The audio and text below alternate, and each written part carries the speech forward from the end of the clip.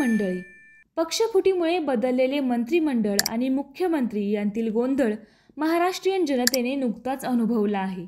हाच गोंधळ दूर करण्यासाठी चला आज जाणून घेऊयात मुख्यमंत्र्याबद्दलच्या काही महत्त्वाच्या गोष्टी. राज्यघटनेच्या कलम 164 नुसार मुख्यमंत्र्यांची नियुक्ती राज्यपाल करतात.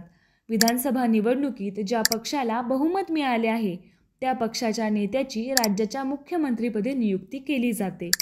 राज्यपाल हा नाममात्र कार्यकारी अधिकारी असतो, परंतु वास्तविक कार्यकारी अधिकार मुख्यमंत्र्याकडे असतात.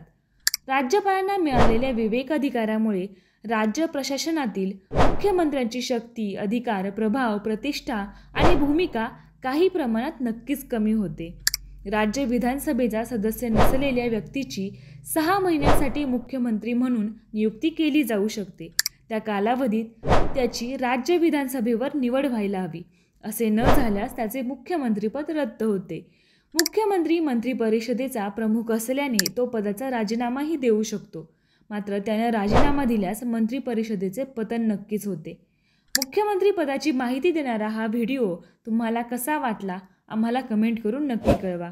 अशाच माहितीपर व्हिडिओसाठी पाहत रहा पॉलिटिकल वजीर. धन्यवाद.